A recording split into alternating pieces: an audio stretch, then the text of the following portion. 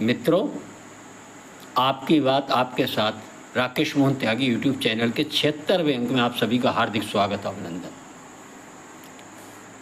मित्रों, आज की चर्चा सीपीआईएम के महासचिव, कम्युनिस्ट आंदोलन के एक प्रमुख हस्ताक्षर,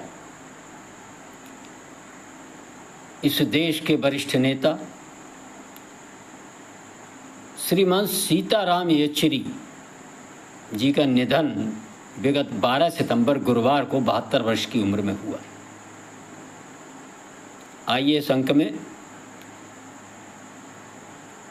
कम्युनिस्ट पार्टी व उनका स्वरूप की चर्चा हम सब सीताराम येचुरी के निधन के अवसर पर करें और समझें और महसूस करें। मित्रों, हमारे यहाँ समाज में एक प्रथा है कि किसी भी मृत व्यक्ति की बारे में खराब चर्चा नहीं की जाती है, लेकिन उस व्यक्ति के व्यक्तित्व से, कुछ अच्छी बातों से और कुछ अच्छी बातों के पीछे छुपे कुछ मंतव्यों के बारे में भी हम सबको जानना चाहिए, समझना चाहिए। सीताराम येचुरी कम्युनिस्ट पार्टी के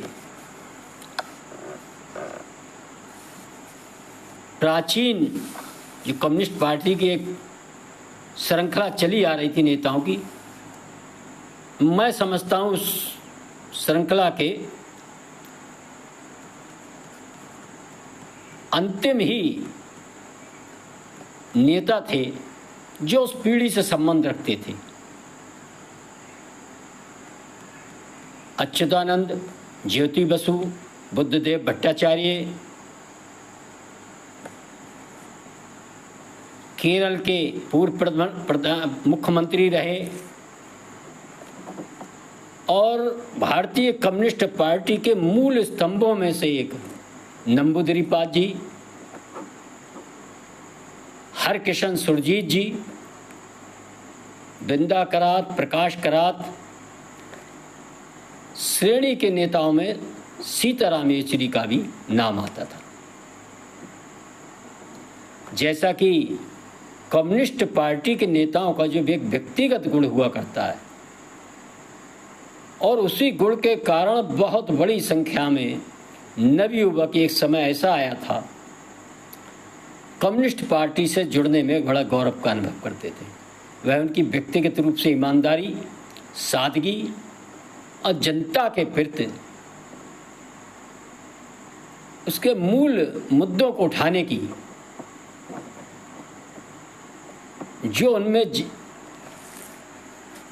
एक क्षमता, पूरी क्षमता से उठाने का प्रयास करते थे, उसकी वास्तव में राजनीतिक क्षेत्र में सभी को प्रशंसा करनी चाहिए। भ्रष्टाचार से दूर रहने का प्रयास, पूरी तरह सादा जीवन, और जो भी उनकी विचारधारा थी उस विचारधारा पर पूरी तरह कड़ाई से अपना जीवन गुजारने का प्रयास करते थे। उस श्रेणी के कम्युनिस्ट नेताओं में ही सीताराम येचुरी थे। लेकिन मित्रों, ये जो राजनीति में जो ये दिखता है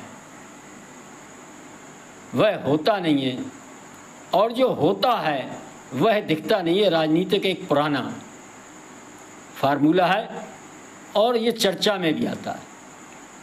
आज इस विषय पर मैं सीताराम येचुरी के जो अच्छाइयाँ थी वो मैंने आपको बता दी, जो कम्युनिस्ट पार्टी की होती है। लेकिन इन लोगों के नाम आप देखेंगे, सोमनाथ चटर्जी, सीताराम येचुरी, बुद्धदेव भट्टाचार्य, और इनमें असंख्य आपको बेहद पढ़े लिखे और बहुत ही अच्छे डिग्री धारक पाए जाते हैं। लेकिन मित्रों, इन सब की निष्ठाएं चीन और सोवियत रूस में पनपी कम्युनिस्ट विचारधारा से प्रेरणा ग्रहण करती हैं। ये अपना मूल जो है वही माना करते हैं। और एक समय तो इन कम्युनिस्ट पार्टी के नेताओं का एक मुहावरा भी चलता था कि अगर रूस में मॉस्को में बरसात आ जाए तो यहाँ के कम्युनिस्ट नेता छतरी तान लेते हैं। मेरा आज विषय ये नहीं है इनके बारे में, लेकिन मैं इनके जो हिंदूवादी नाम और हिंदू चिन्हों को धारण करने के पीछे किस प्रकार ये सनातन और सनातन राष्ट्र के खिलाफ लगातार लंबे समय से अपने जन्म काल से कम्युनिस्ट पार्टी के लोगों ने इस राष्ट्र की प्राचीन संस्कृति, विरासत को नकारने का काम केवल अपने एक सिद्धांत के कारण जनता के गले उतारने का प्रयास किए थे कि धर्म जो है एक अफीम की तरह होता है। लेकिन मित्रों, समय समय पर देखने में आता है कि यही कम्युनिस्ट पार्टी राजनीति सफलता प्राप्त करने के लिए धर्म का खूब जमकर इस्तेमाल करते हैं। चाहे मुस्लिम लीग से समर्थन करने का मामला हो, चाहे मुस्लिम आतंकवाद, देश की विभाजनकारी शक्तियों के साथ गलवैया करने का, तो बड़ी बेशर्मी के साथ ये लोग इस काम को करने में कतई हिचक नहीं महसूस होती है। आप देखेंगे श्रीमती बृंदा करात को तो चेहरे पे बहुत बड़ी सी बिंदी लगाई रहती है, एक आम गृहिणी सी लगती हैं। और इसी प्रकार के एक आम नेता से लगने वाले, इनसे प्रेरणा लेकर चलने वाले हमारे यहाँ अरविंद केजरीवाल जी भी हैं। तो मित्रों, सीताराम येचुरी जी के जो सीता और राम पवित्र नाम जो हमारे पूरे राष्ट्र का एक अभिवादन है, उसके पीछे कैसा बड़े प्रयासों के साथ पूरे जीवन भर उन्होंने सनातन और सनातन संस्कृति, सनातन रीति रिवाजों का जितना नुकसान पहुंचाने का काम किया था, मैं समझता हूं किसी ने नहीं किया होगा। विश्व के एकमात्र हिंदू राष्ट्र नेपाल को खत्म करने में, वहाँ के राज परिवार के खिलाफ, वहाँ के हिंदू राष्ट्र के खिलाफ एक विद्रोह करने का काम, उसमें जो प्रमुख भूमिका छुपे तौर पर सीताराम येचुरी जी ने निभाई थी, वह संभवतः शायद देश में बहुत कम लोगों को जानकारी होगी। और इस काम में उन्होंने वहाँ के एक और कम्युनिस्ट नेता, वह भी इसी संस्कृति से पनपे बढ़े, वह भी एक ब्राह्मण परिवार के पुष्प प्रचंड दहल का साथ देकर भारत और नेपाल के कम्युनिस्टों को एकत्र कर कैसे राजशाही के खिलाफ एक नेपाल में अभी बहुत दिन नहीं बीते, कुछ दशकों पहले एक बड़ा आंदोलन खड़ा कर उसका हर प्रकार से समर्थन कर तत्कालीन भारत सरकार की भी गुप्त मदद लेकर एकमात्र हिंदू राष्ट्र को समाप्त करने में उनकी भूमिका के बारे में हम सबको पता होना चाहिए। मित्रों, कैसे आखिर सीताराम येचुरी एक तेलुगु ब्राह्मण परिवार में जन्म लेने के बाद, जिसकी माता कलप्पन येचुरी, दोनों माता पिता पढ़े लिखे सरकारी नौकरी में कार्यरत, एक घोर कम्युनिस्ट बन जाता है, ये हम सबके लिए सोचने का विषय है। उनकी पत्नी सीमा चिश्ती, मैं उनके व्यक्तिगत जीवन में नहीं जाता, लेकिन हम सबको समझ में आना चाहिए इस प्रकार के चरित्र से देश की मीडिया में, राजनीति में, खासतौर से कम्युनिस्ट पार्टी में, कि इनका नाम कुछ है, वेशभूषा कुछ है, लेकिन इनका काम और इनका जो जीने की शैली है वह कुछ और है।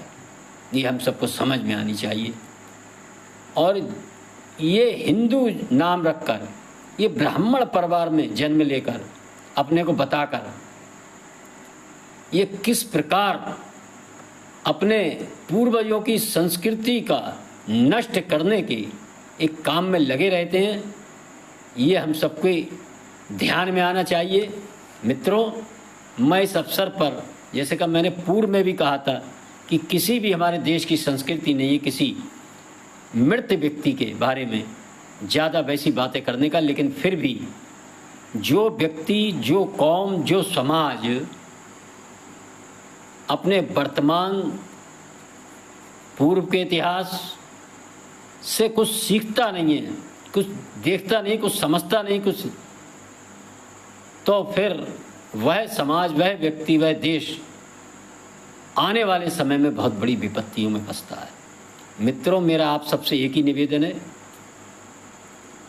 कि इन सबके पारिवारिक जीवन को आप देखेंगे तो पत्नी मुस्लिम है, खुद ईसाई हैं, नाम हिंदू है, पिता ब्राह्मण हैं, पिता तमिल ब्राह्मण हैं, मलयाली ब्राह्मण हैं, बंगाली ब्राह्मण हैं या कोई और हैं, लेकिन हिंदू, प्रतीक चिन्ह भी हिंदू हैं।